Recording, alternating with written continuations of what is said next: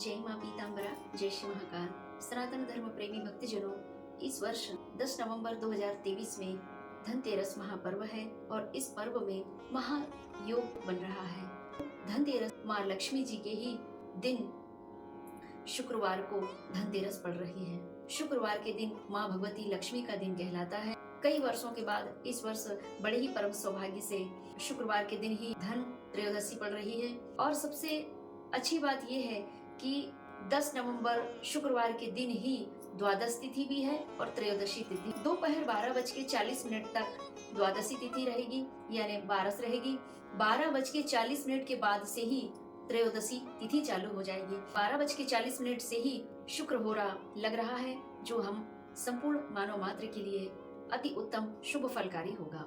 भक्तजनों, 12:40 से 1:30 तक के भीतर आप कम से कम 8 ग्राम या 800 ग्राम या 8 किलो नमक लेकर के अवश्य आवे धनतेरस के दिन। और वही नमक की त्रयोदशी की शाम को जब आप धनतेरस की पूजन करेंगे तो उस समय उस नमक की भी पूजा करें। और धनतेरस के दिन धनिया लाने का भी विधान है, क्योंकि धनिया हरा भरा होता है।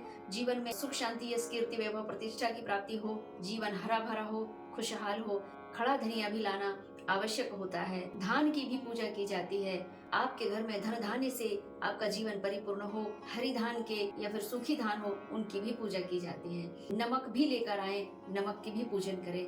और माताएं जब भोजन बनाती हैं, साल भर कम से कम 8 किलो नमक तो आपको एक साल चल ही जाएगा। उसी नमक को माताएं सब्जी में डाल करके भगवती लक्ष्मी का ध्यान करते हुए भोजन में डालें और यह कहें कि मैं स्वाद हेतु यह भोजन नहीं बना रही हूँ। अपने पति के जीवन में धन धान्य सुख की प्राप्ति हो, मेरे पुत्र पुत्री आदि के जीवन में विद्या और बुद्धि की प्राप्ति हो, और मेरे पुत्र पुत्री का विवाह संस्कार जो नहीं हो रहा है वह भी हो, ऐसी कामना करते हुए भोजन बनाते समय वह नमक को दाल सब्जी जो जिसमें भी आप डालते हैं तो आप डालें। वह नमक से प्रसाद बन जाता है और वह प्रसाद जब आपके घर के सभी सदस्य ग्रहण करेंगे तो आपके जीवन में और आपके परिवार के जीवन में सुख और सौभाग्य खुलते हैं। आज के प्रसंग में इतना ही। जय माँ पीताम्बरा, जय श्री महाकाल।